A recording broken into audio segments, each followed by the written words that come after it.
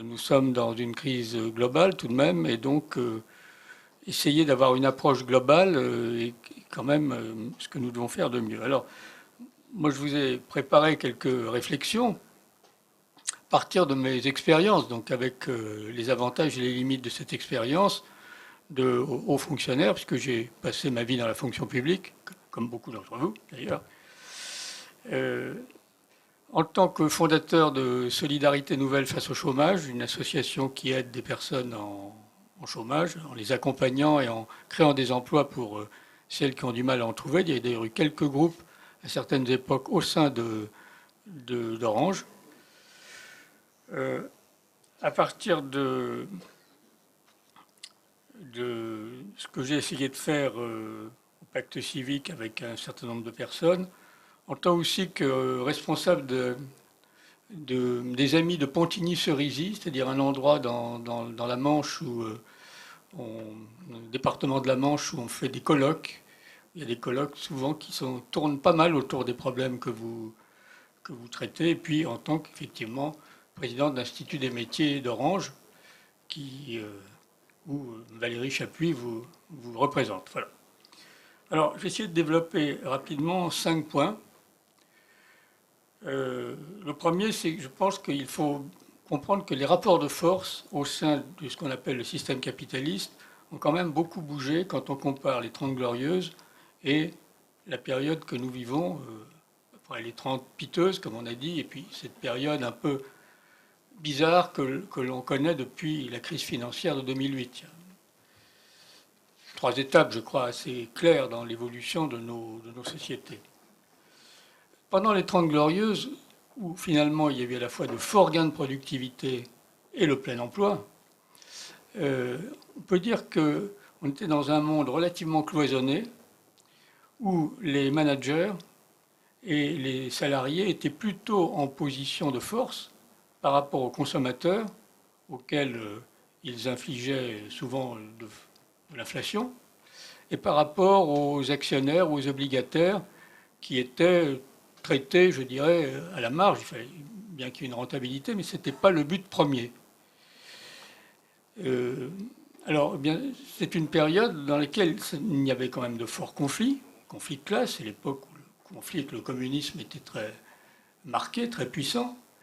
Mais il y avait quand même cette position de force qui a permis au monde du travail à la fois de développer la consommation individuelle, puisqu'il y avait des forts gains de productivité et le plein emploi, et des consommations collectives, et notamment la montée en puissance de l'État-providence. Cette situation-là s'est complètement retournée aujourd'hui. Alors, dans la situation antérieure, on s'en sortait parce que le monde était relativement cloisonné, et d'autre part,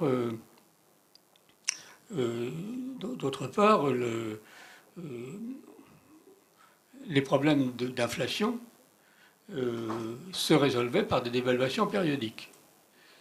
Et donc, voilà, les hausses de salaire, la bataille pour la revendication salariale, la revendication quantitative, au fond, entraîne une certaine dynamique du système sans avoir trop d'inconvénients et avec des corrections de change temporaires, périodiques, pardon. C'est ça qui s'est complètement renversé. Aujourd'hui, le monde du travail, managers et salariés, est d'une certaine façon pris en tenaille entre les consommateurs qui veulent des prix bas et des produits de qualité et font jouer une concurrence qui s'est étendue à l'échelle de la planète, et des actionnaires qui sont devenus exigeants, demandent des taux de rentabilité élevés. Et le monde du travail est obligé de subir cette double pression. Le monde des actionnaires a tendance à mettre les dirigeants de son côté et à organiser toute la gestion à partir d'un souci de rentabilité. Et donc, c'est une situation beaucoup plus difficile pour le monde syndical. Donc, et je dirais que c'est d'autant plus difficile que les périodes de vaches plutôt grasses des 30 glorieuses n'ont pas été mises à profit pour construire un système de relations sociales de qualité qui permet de gérer le problème essentiel, c'est-à-dire la quantité et la qualité du travail, par un système de négociation à la fois structurée, solide et responsable. Et donc lorsque il n'y a pas eu les grands compromis réussis de l'économie sociale de marché ou de la social-démocratie, qui sont un compromis entre État et marché, un compromis entre capital et travail et État-providence, les problèmes sont plus difficiles. Et c'est le problème français. Le problème français, c'est que nous n'avons jamais eu de compromis capital-travail vraiment structuré. Jamais le compromis État-marché, il est complexe.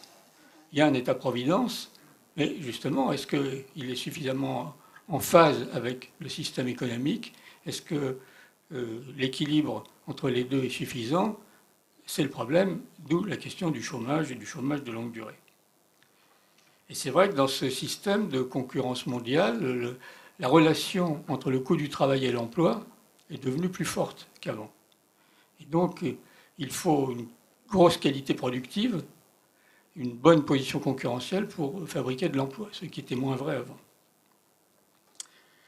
Et donc, je dirais, cette situation, elle pèse particulièrement, je vois bien ça à l'Institut des métiers, sur le management intermédiaire, qui est lui pris en tenaille entre les normes qui descendent d'en haut et, j'allais dire, les visages des gens avec qui ils travaillent, qui sont soumis à des rythmes et des injonctions contradictoires très difficiles à résoudre. Donc nous sommes confrontés à un problème délicat, je pense, pour le monde syndical, qui implique, ce sera mon deuxième point, que l'on prenne un peu de distance pour regarder comment évolue le monde, pour ensuite pouvoir le corriger. Parce que, et c'est là que je voudrais en venir, nous sommes devant un nouveau monde. Alors il y a bien des façons de parler de ce nouveau monde. Mais disons que on peut le définir par trois caractéristiques. Une première, c'est que le monde est en train de s'unifier. Voilà. Le monde qui était divisé, balkanisé au lendemain de la guerre, de la dernière guerre, il est en train de s'unifier de manière assez violente, je dirais sous l'emprise de forces assez obscures finalement, qu'on ne maîtrise pas très bien. Il s'unifie sous l'emprise du commerce, sous l'emprise de la technologie, sous l'emprise de la finance, sous l'emprise de la libération des échanges, au sens large du terme, du libéralisme commercial et financier. C'est comme si on avait passé une espèce de pacte faustien avec le marché pour que le marché nous aide à nous développer tous.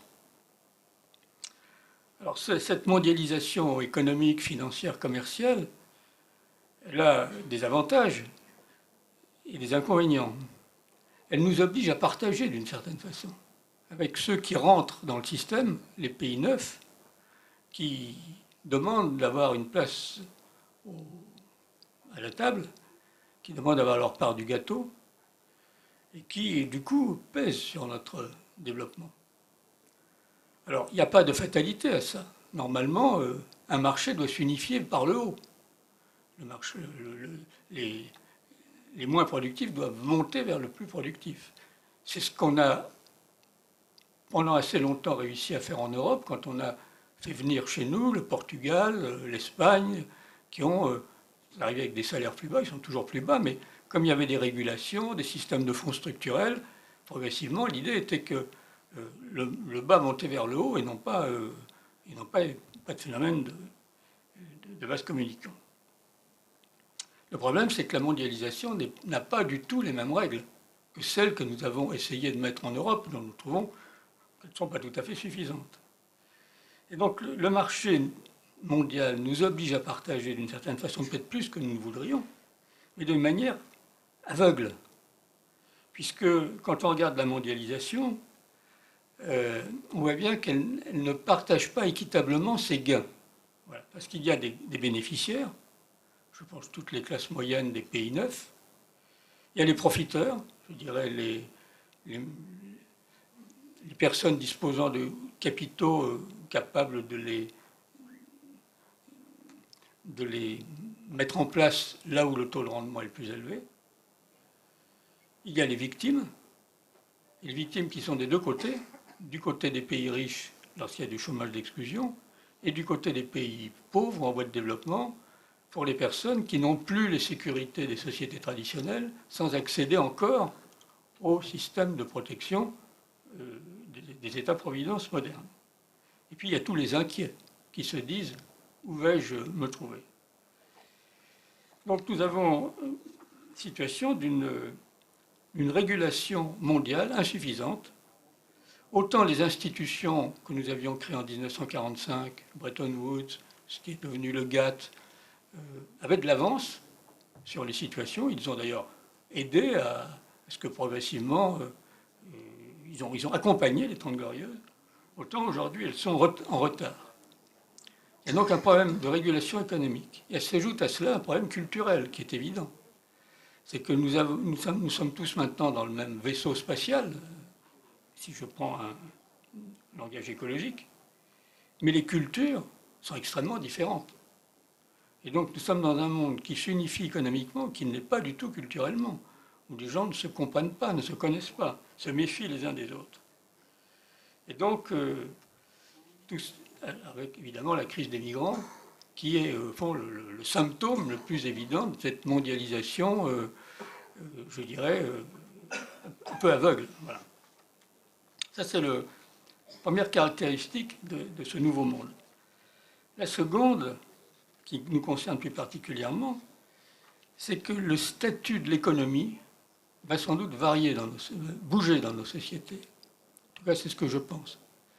C'est-à-dire, le développement économique, le progrès technique, a été la source du progrès social depuis de longues années maintenant. Et c'est devenu un petit peu la force motrice de nos sociétés. L'humain s'est développé grâce à l'économique. C'est ce qui nous a permis de vivre plus longtemps, d'avoir des consommations individuelles et collectives plus fortes. Mais on a l'impression qu'aujourd'hui, ce système est en rendement décroissant. La productivité augmente beaucoup moins vite.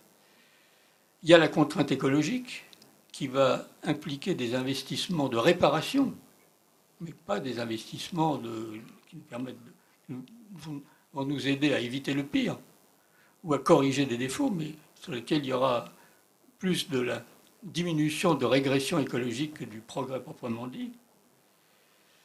Et enfin, nous sommes dans une société tertiaire, moins industrielle, dans laquelle les gains de productivité sont plus faibles. Donc, les possibilités de distribution sont moins grandes qu'avant. On voit bien d'ailleurs la politique salariale. Et cette situation contraste avec le fait que toute notre société est une grande machine à fabriquer du désir. La société fabrique du désir de tous les côtés. Que ce soit du désir individuel, que ce soit les nouvelles technologies, que ce soit du désir de justice, tout à fait légitime. Le problème, c'est que pendant longtemps, la production a été au-devant des désirs qui ne pouvaient pas s'exprimer. Quand on a inventé la télévision ou même Internet, ça n'a pas obéi à un désir préalable, parce qu'on ne savait pas que ça existait. Mais c'est venu, au fond, au-devant, ça a provoqué un désir. Du coup, le désir s'est habitué à être légitimé, à être satisfait au bout d'un certain temps, plus ou moins vite, plus ou moins bien. Mais et puis il y a eu toute la libération, je dirais, des mœurs. Voilà. Et donc nous sommes dans une situation où la courbe des désirs va plus vite que les moyens de les satisfaire. Voilà. Ça, c'est un problème redoutable. Comment faire rentrer la grande crue du fleuve des désirs dans le lit restreint des moyens? Donc la question de la sobriété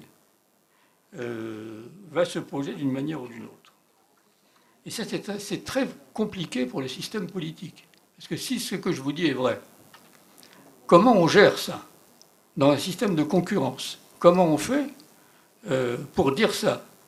Et comment faire en sorte de distinguer sobriété et austérité? Parce que quand on n'assume pas la sobriété, c'est-à-dire le partage, eh ben, on inflige là où le maillon est le plus faible. Donc, un nouveau statut de l'économie qu'on va moins pouvoir lui demander. Ça ne veut pas dire que tout est arrêté, mais on ne peut pas lui demander autant. C'est le deuxième point. Et puis le troisième, c'est que je voudrais dire un mot, ce que j'appelle le couple dévastateur, exclusion, relativisme des valeurs.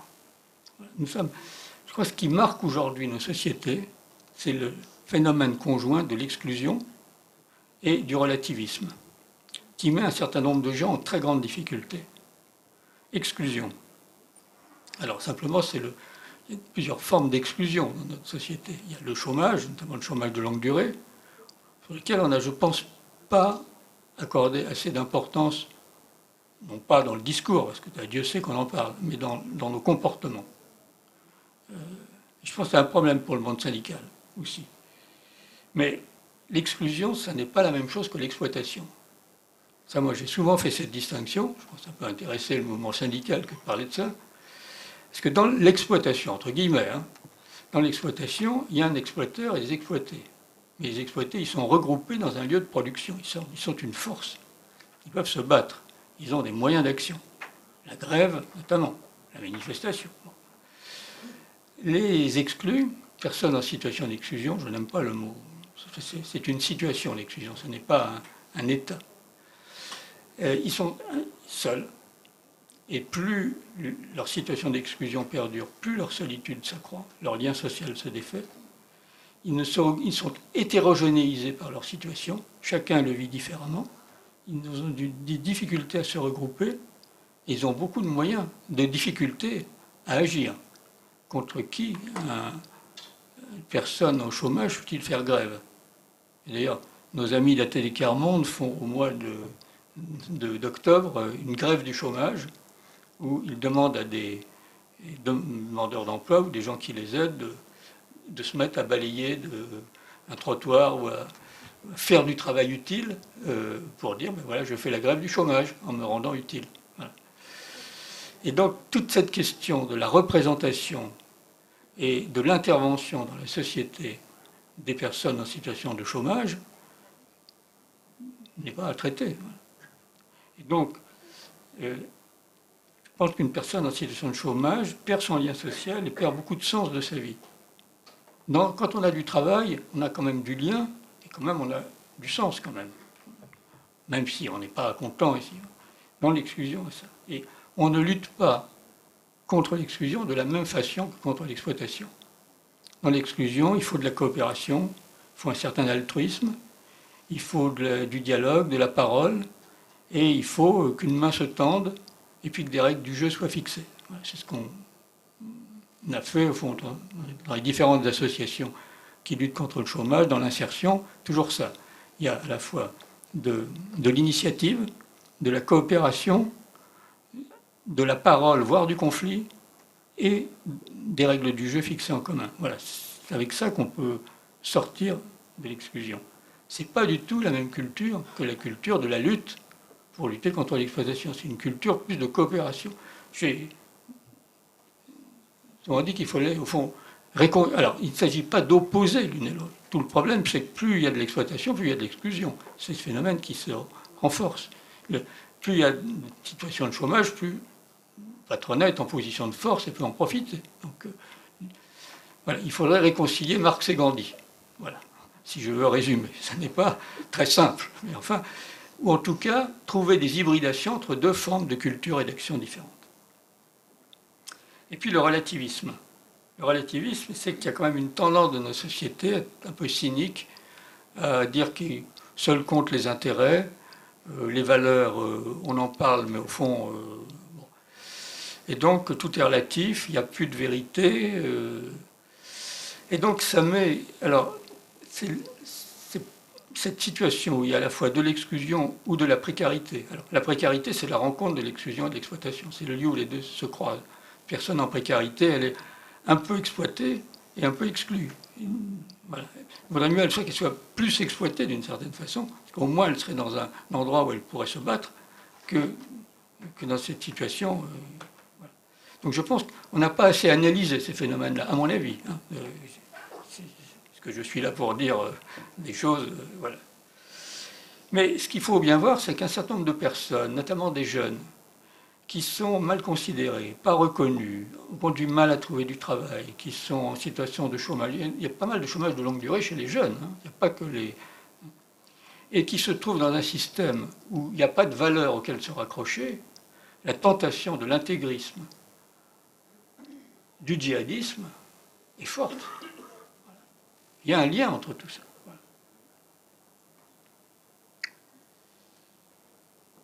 Donc, voilà, c'était les 3 points que je voulais mettre en avant pour dire que nous étions dans un monde nouveau. Donc, mieux réguler le capitalisme, prendre conscience qu'un monde nouveau est devant nous. Et j'en viens à mon 3e point qui découle des 2 précédents.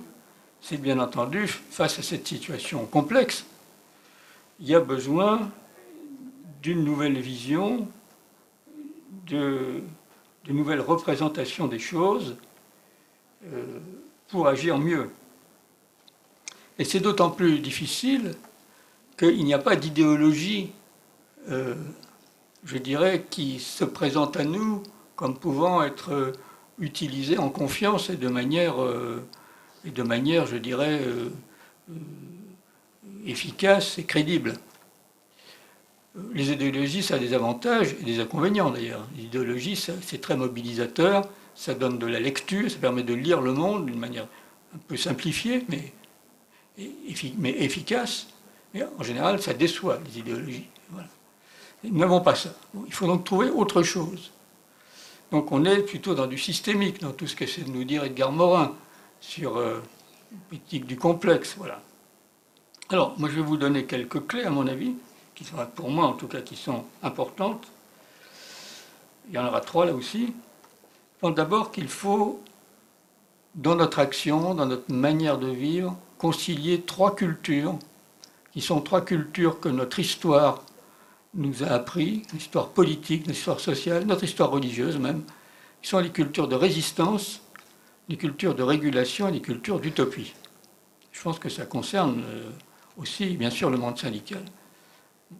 La culture de la résistance, c'est la culture qui ne se soumet pas à l'inacceptable. Elle est très importante. Son problème, c'est la résistance à bon escient. Qu'est-ce qui fait la résistance créative, la résistance constructive, comme on dit dans les milieux de la non-violence, de la résistance qui est corporatiste, immobiliste. Deuxième culture à concilier avec la première, la culture de la régulation, c'est-à-dire les règles du jeu, qui font qu'on vit ensemble, on fonctionne avec des règles qu'on construit ensemble. C'est une culture qui est plus lente à évoluer, parce qu'elle gère une grande masse. Puis il ne faut pas faire d'erreur dans ces cultures-là, parce que ça provoque des effets d'échelle et de taille importantes. Une culture de résistance peut faire des erreurs si c'est sur des parties localisées de la société, ça se corrige après. Les erreurs dans les politiques de régulation, ça provoque des drames. La crise financière de 2008, qui est due à une insuffisance de régulation de la finance, a été un drame de ce point de vue-là. Un véritable drame. Bon. Nous avons fait à Cerisy un colloque qui s'appelle Apprivoiser l'argent aujourd'hui. Je ne sais pas si... Il est là. Ah ben j'ai fait de la publicité indirecte. Alors. Dans lequel voilà, on a essayé de travailler sur cette crise. Voilà. Donc cette culture-là, c'est plus une culture de dirigeants, de cadres. Son risque, c'est de ne pas aimer être critiqué par la culture de la résistance et de ne pas vouloir être tarabiscoté par la culture de l'utopie.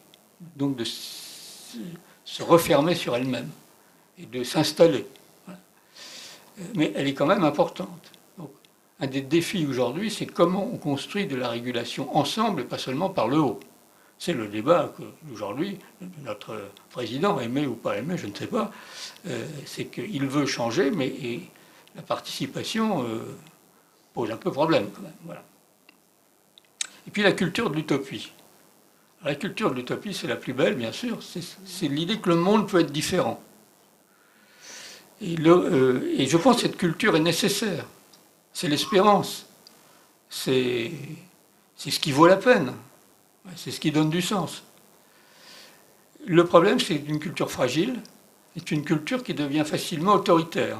Que comme elle est fragile, elle se renforce en devenant un peu dogmatique et un peu dictatoriale parfois. Donc elle doit être toujours régulée par la démocratie et elle doit toujours, je dirais, reposer sur de l'exemplarité, sur le fait de payer de sa personne et pas seulement sur des mécanismes extérieurs aux êtres humains. C'est à mon avis un des grands problèmes du marxisme. C'est qu'il a cru la mécanique sociale, il suffisait de corriger la mécanique sociale pour que l'homme soit d'un coup libéré et que le paradis sur Terre arrive. C'est aussi, à mon avis, le risque des cultures de l'émancipation. Il faut s'émanciper des systèmes trop puissants, mais si on s'émancipe, il n'y a plus rien de quoi on s'est émancipé, on tombe dans le vide. Voilà. Donc, l'utopie est plus facile à réaliser dans des espaces microsociaux que dans des grands espaces ou dans des espaces moyens. Mais ces trois cultures sont, à mon avis, fondamentales pour construire de l'humain. Voilà. C'est ce qui fait la force, la grandeur de l'humain, de conjuguer ces trois cultures. Et donc, je vois, ce sont des règles de vie d'une certaine façon. On peut se demander comment on concilie ces trois cultures dans sa vie. Une entreprise peut aussi se poser ce problème, un État, et sans doute un mouvement syndical, si je puis me permettre, aussi. Voilà. Voilà, donc ça c'est un premier repère possible. Le second, c'est que je crois que nous serons obligés de concilier l'idée de progrès, l'idée d'abondance, qui est quand même une belle idée, hein, avec un principe de compensation, de refroidissement, si j'ose dire. Donc j'ai écrit un livre que vous trouvez sur l'abondance frugale, c'est-à-dire l'idée que voilà, on ne peut pas avoir, on va être obligé dans ce monde plus contraint dans lequel nous sommes, avec des pays pauvres qui montent, l'écologie qui nous crée des devoirs, on va être obligé de mettre un principe de sobriété ou de frugalité, je dirais, en place. On a, je crois, chacun droit à un luxe, mais peut-être pas tous les luxes. Il y a des luxes utiles, des luxes essentiels. Et moi, je distingue assez bien les besoins vitaux, dont tout le monde devrait avoir et que beaucoup n'ont pas. Je rappelle que la proportion de personnes sur les 7 ou 8 milliards d'êtres humains qui ont la sécurité sociale est très faible. Hein. Il n'y en a pas la moitié qui ont la sécurité sociale dans le monde. Donc les besoins vitaux, les besoins jugés socialement nécessaires à un moment donné, ce qui est essentiel à chacun, qui varie d'une personne à l'autre, et de ce point de vue-là, le marché est important parce qu'il permet à chacun, et puis le superflu. Donc je pense qu'on va être obligé, chacun, de rogner sur le superflu, pour ceux qui en ont. De façon à ce que ceux qui sont privés de l'essentiel, tandis que d'autres ont du superflu. Donc la question du partage, de la redistribution, va être différente d'hier. Hier, on redistribuait sur le surplus, finalement. Il suffisait d'avoir quelques points de croissance de plus, de donner un petit peu moins à ceux qui avaient déjà, pour donner plus à ceux qui avaient peu. Aujourd'hui, la question de la redistribution va se faire de manière un peu plus forte. Et nous n'y sommes pas préparés dans le climat un peu individualiste. Et puis enfin, le troisième besoin d'une vision nouvelle que je pense, c'est que nous avons sans doute à travailler, alors je vais peut-être vous surprendre un peu, mais sur les rapports entre démocratie et spiritualité, démocratie et religion. Je pense que la démocratie, ça peut fonctionner de deux manières différentes. Soit d'une démocratie utilitariste, où chacun, au fond, gère ses intérêts, et on régule ça comme on peut. Ces démocraties-là ne tiennent pas très longtemps. Elles ont tout de suite des tendances à s'affaisser sur elles-mêmes. Et je pense que l'effondrement du communisme a été une bonne affaire d'un certain point de vue. Je ne pense pas qu'il y ait beaucoup de communistes ici. Mais c'est peut-être pas une bonne affaire pour les démocraties. Parce qu'elles étaient challengées en permanence. Elles étaient obligées de faire face à l'intérieur et à l'extérieur. Aujourd'hui, elles ont tendance un peu à s'affaisser sur elles-mêmes et à perdre de vue le droit au travail comme élément fondamental, par exemple. Et donc, il faut en fait une vision élevée de la démocratie. La démocratie, c'est un pari de donner à chacun l'égale dignité. C'est un pari, c'est une utopie de ce point de vue-là. C'est à la fois une réalité, la liberté de vote, la liberté d'expression, la participation électorale. Ça peut se faire assez facilement avec des individus, je dirais, normalement égoïstes. Mais une démocratie qui se réalise vraiment, qui va jusqu'au bout de son projet, ça implique, c'est ce que Montesquieu disait, il faut de la vertu, c'était le principe, la vertu romaine. Il faut une part de générosité, il faut une part d'altruisme. Ce n'est pas tout à fait un hasard si dans la devise républicaine, on a mis le mot fraternité. Mais qu'est-ce qu'on en fait du mot fraternité? Est-ce qu'on en fait vraiment quelque chose? C'est un moyen de terminer un discours. Mais est-ce qu'on ne pourrait pas construire un peu plus un monde de fraternité? Et donc les démocraties ont besoin de forces morales et spirituelles pour se développer. Mais dans le même temps, ce que l'histoire a montré, c'est que les religions, les spiritualités avaient besoin du climat démocratique pour être préservées de leur tendance autoritaire, leur tendance à vouloir exporter leur morale plutôt que de construire un monde avec des gens qui ne pensent pas comme elles. Donc la question des relations équilibrées, fécondes, sans fusion ni séparation entre ces deux termes me paraît important. Et ce n'est pas, pour moi, du tout contradictoire avec la laïcité. Mais cette question-là est importante. Et évidemment, je pense à l'islam, de ce point de vue-là. Le christianisme a su évoluer dans nos pays et se démocratiser. Ça n'a pas été sans long chemin. Hein. C'est la question de l'islam aujourd'hui. Voilà. De trouver un rapport avec la démocratie. Mais c'est un problème plus général. Je pense que c'est un problème plus général. Il y a besoin de trouver de voir la démocratie comme une sorte d'idéal moral et spirituel. Voilà. Si on ne le prend pas comme ça, elles s'affaisseront sur elles-mêmes. Ça me mène à mon quatrième point, qui est que face à ce capitalisme déséquilibré, à ce monde qui change, à ces problématiques nouvelles qu'il faut nouer, on a besoin d'inventer un mode de changement un peu différent. Les modes habituels de changement pour obtenir nos objectifs sont insuffisants. On voit bien que le changement par le marché, c'est assez violent, c'est efficace, mais c'est assez injuste. Et vous le vivez dans votre quotidien. Le changement par l'État, ça vous ses limites.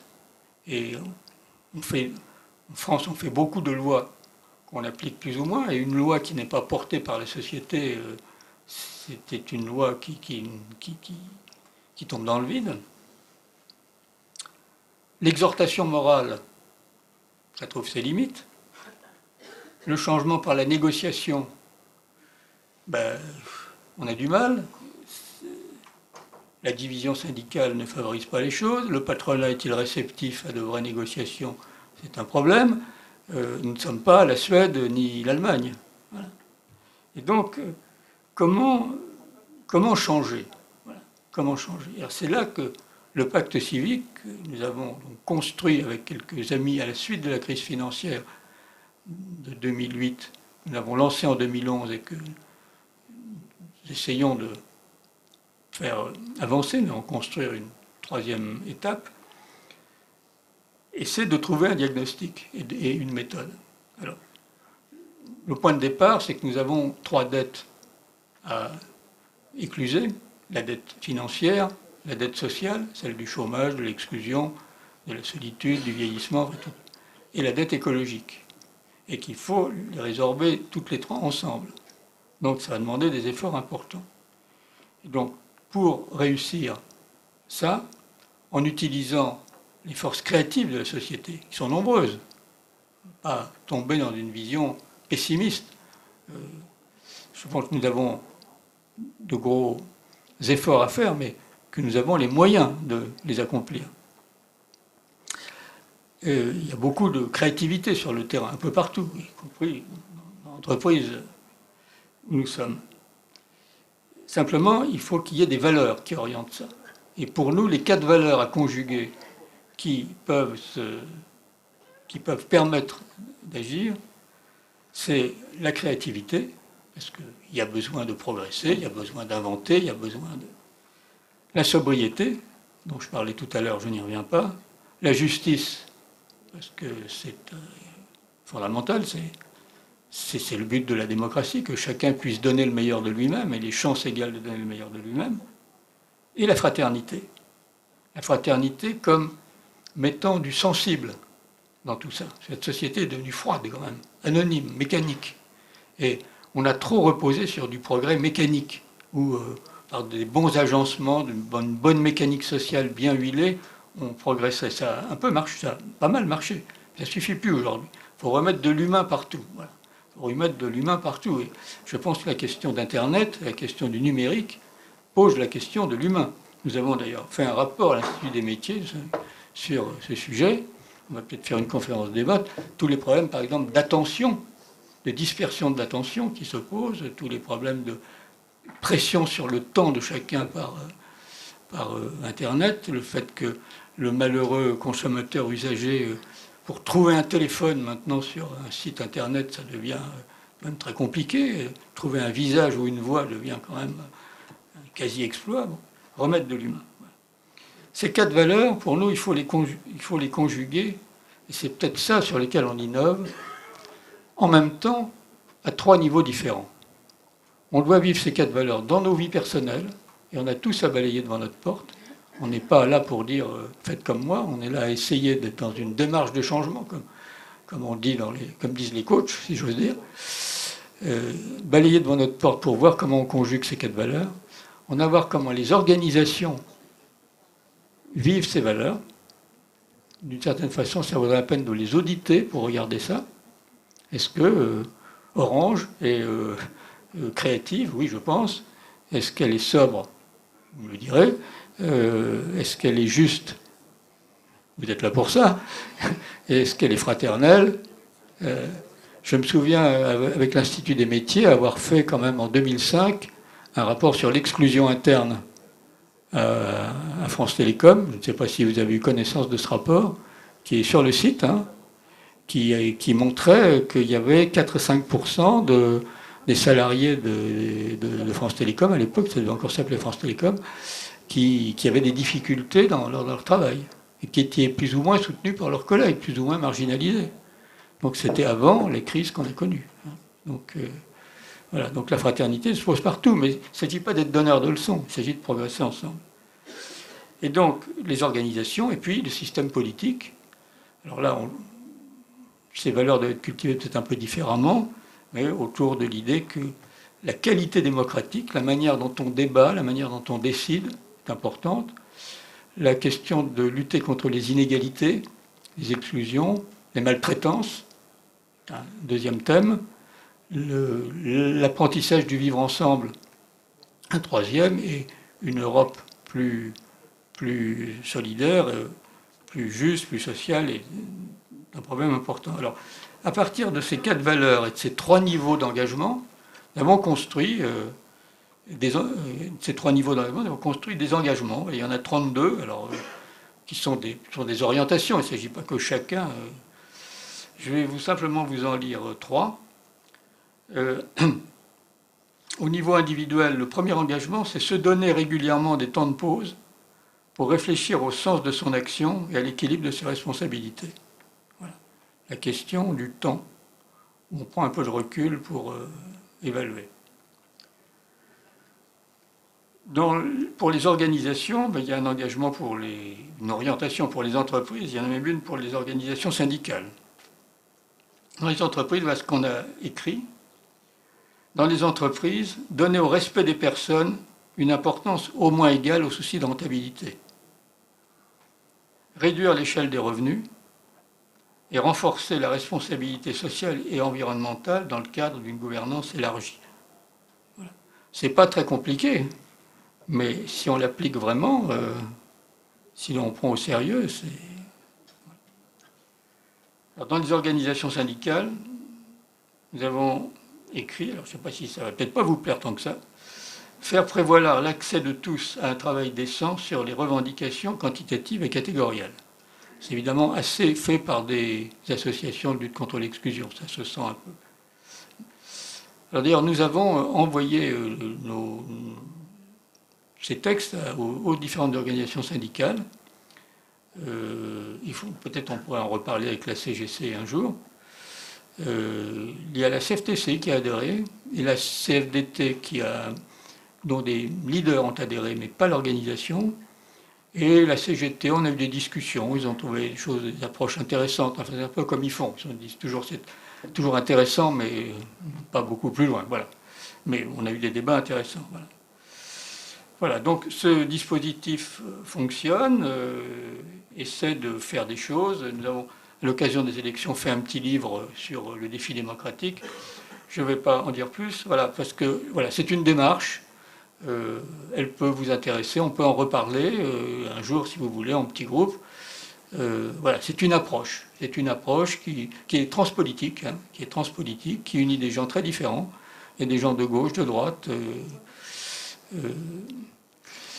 Je dirais, alors, vous allez me dire ça ressemble à Macron. Ben, oui et non. Disons qu'il y a une dimension transpolitique un peu, mais vous voyez bien que les trois niveaux et la manière de faire n'est pas tout à fait la même. Voilà. Et j'en viens à mon dernier point, pour rester dans le temps imparti, qui est, je reviens quand même à réguler le capitalisme, quand même. Parce que là, j'ai été un peu dans la... Et je pense que s'il n'y a pas au départ cette vision, enfin, ce diagnostic, cette vision, l'idée de travailler sur plusieurs niveaux en même temps, ce qu'on peut faire pour civiliser le capitalisme et le réguler ne marchera pas bien. Voilà. Et d'ailleurs, on n'y arrivera que si on a cette démarche préalable. Alors, là, je dirais, mettrai peut-être un peu rapidement des propositions. La première, c'est que pour changer le rapport de force que je parlais tout à l'heure, il faut d'abord développer un actionnariat responsable et une consommation responsable. Donc, l'idée d'une épargne salariale, donc j'ai beaucoup travaillé dans le passé sur l'épargne salariale. J'avais été le co-auteur du rapport que Dominique Strauss-Kahn avait demandé, hein, qui avait donné lieu à la loi Fabius. Je pense que c'est très important de développer des mécanismes de participation. J'ai vu dans les documents qui m'ont été envoyés que vous aviez des propositions à faire à l'entreprise. Et je pense qu'avoir un actionnariat actif qui intervient en Assemblée générale, qui, à la limite, vote sur les rémunérations des dirigeants et, si possible, qu'on applique ce que disent les actionnaires, c'est très important et qu'il faudrait développer ça et sans doute aller vers des formes de cogestion. Je n'ai pas peur de dire ça. Il me semble que le nouveau compromis social aujourd'hui, c'est peut-être un marché du travail un peu plus souple, mais un peu plus de présence des salariés dans la direction des entreprises. Ça pourrait être ça, un compromis social possible. En tout cas, c'est peut-être ce qui manque dans le débat actuel aujourd'hui. C'était d'ailleurs un peu plus présent dans le rapport gallois, si vous vous souvenez. Et on a oublié cette partie-là. Hein. On a juste mis un tout petit point, mais on n'a pas apporté la chose davantage. Donc en plus, si on aime le modèle allemand, il faut le faire à la française. Hein. Mais enfin voilà, je pense. Et puis du côté de la consommation responsable, il y a aussi quelque chose à faire quand même. Je rappelle que dans le mouvement coopératif suédois, il y avait des coopératives de consommation qui s'abouchaient avec des coopératives de production pour... donc voilà, il y a un premier axe où il faut faire émerger des acteurs nouveaux. Alors je pense que pour l'épargne salariale, le mouvement syndical a bien pris le relais. Hein, et là, il agit de manière assez unie. Hein, j'ai vu qu'il y avait une formule d'union syndicale chez vous là-dessus, hein, et que c'est bien. Sur la consommation responsable, on est un peu moins en avant. Ensuite, il y a la dimension de la fiscalité, qui est quand même un gros sujet. D'abord, il y a toute la question des paradis fiscaux et des GAFA qui ne paient pas d'impôts. Alors j'ai vu que là aussi, vous étiez à la pointe du combat, mais c'est vrai que ce n'est pas normal. D'ailleurs, ce n'est pas conforme à l'économie de marché que les GAFA fassent des profits aussi importants. Ça veut dire que soit ils ne baissent pas assez leurs prix, leurs tarifs, soit ils ne distribuent pas de salaire aussi important. On a donné une puissance d'action sur la société à quatre organismes qui sont quand même un peu terrifiants quand même. Quand on pense à tout ce qui se passe chez Google pour travailler sur l'humain. Donc à certains moments, je me pose, qu'est-ce que ça serait que la nationalisation du GAFA? Est-ce qu'il ne faudrait pas internationaliser les GAFA? Est-ce qu'il ne faut pas que l'ONU prenne une participation dans ces grandes entreprises pour que on délibère un peu démocratiquement de ce qui se cherche là-dedans, quand même. Donc, voilà, il y a une question de paradis fiscaux. Et puis, alors, c'est une idée que j'ai, elle concerne plus particulièrement l'Europe, qui est l'impôt sur les sociétés. Est-ce qu'il ne faudrait pas réfléchir à un taux d'impôt sur les sociétés qui soit progressif en fonction du taux de rentabilité? Est-ce qu'une entreprise qui a une rentabilité de 5% ne devrait pas payer un impôt plus faible qu'une entreprise qui a un taux de rentabilité un taux d'impôt plus faible qu'une entreprise qui a un taux de rentabilité de 10, 15, 20%? Parce qu'on voit bien que les entreprises qui font de la casse sociale sont les entreprises qui ne font pas de péréquation entre les parties peu productives et les parties fortement productives, et qui éliminent tout ce qui est peu productif pour monter en permanence le taux de rentabilité. Et on voit bien que, je me souviens d'un DRH il y a une dizaine d'années me disant, mais on me demande chaque année de faire 1 ou 2 points de plus, et donc je comprime la masse salariale. Et donc, les taux de rentabilité excessifs fabriquent de la casse sociale. On sait bien que globalement, le taux de rentabilité ne peut pas être très supérieur en valeur réelle au progrès de la production, en termes économiques, sur une longue période. Donc, est-ce qu'il ne faudrait pas réfléchir à des mécanismes comme ça, ce qui implique que ce soit fait sans doute au niveau européen, où normalement c'est l'impôt qu'on devrait mettre en commun en Europe? Il faudrait un impôt sur les sociétés, avec les mêmes règles partout, peut-être des taux dans une fourchette. Voilà. Donc il y a un débat fiscal. Il y a le problème, ensuite, des règles du jeu concernant la concurrence et la coopération. Et je pense notamment aux politiques macroéconomiques. Ça n'est pas normal qu'il y ait des pays qui accumulent des excédents de balance des paiements pendant de longues périodes, car ça veut dire que soit ils n'augmentent pas leur taux de change, soit ils n'augmentent pas leur salaire. Et donc on voit bien le problème que pose l'Allemagne au sein de l'Europe, on voit bien que le problème que pose la Chine au niveau mondial, et certains économistes font un lien entre tous les surplus que la Chine a accumulés pendant longtemps et la crise des subprimes. Puisqu'il faut bien que l'épargne accumulée par la Chine pendant longtemps du fait de son excédent de balance de paiement, elle aille se placer ailleurs. Quand il y a un excédent d'épargne, c'est plus facile de vendre des produits douteux. Voilà. Donc, il y a un problème de règles du jeu. Et j'étais à un colloque à Cerisy sur le travail qui était dirigé par Alain Suppiot au mois de juillet. Il y en aura d'ailleurs un autre l'an prochain, au mois de septembre. Je vous enverrai ça. Dirigé par Pierre Vels. Et Suppiot rappelait que dans la charte de la Havane, au lendemain de la guerre, les excédents de balance des paiements étaient condamnés. Alors, le FMI essaie et le G8 ou G20 essaie de faire ça, mais ça n'est pas des règles du jeu. Donc il y a un problème de règles du jeu. Il y a un problème de manière dont on gère la concurrence. Alors, est-ce qu'il faut gérer la concurrence au niveau français, au niveau européen? Il y a le débat sur le 4e opérateur, non pas, voilà. Ensuite, je pense que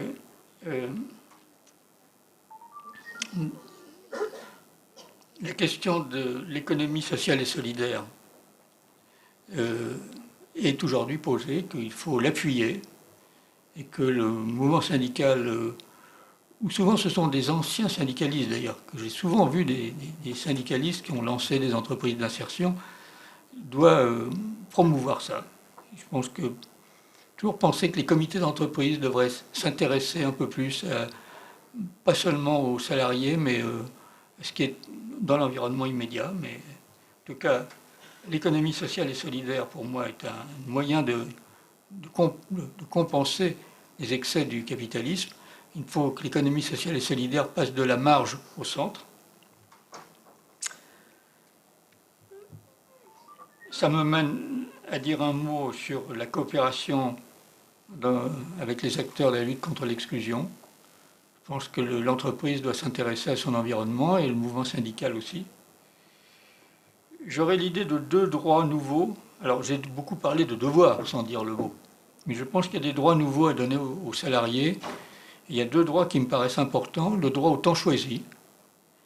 Nous sommes très malades du temps aujourd'hui quand même. Nous sommes saturés de pression temporelle dans le travail, hors du travail.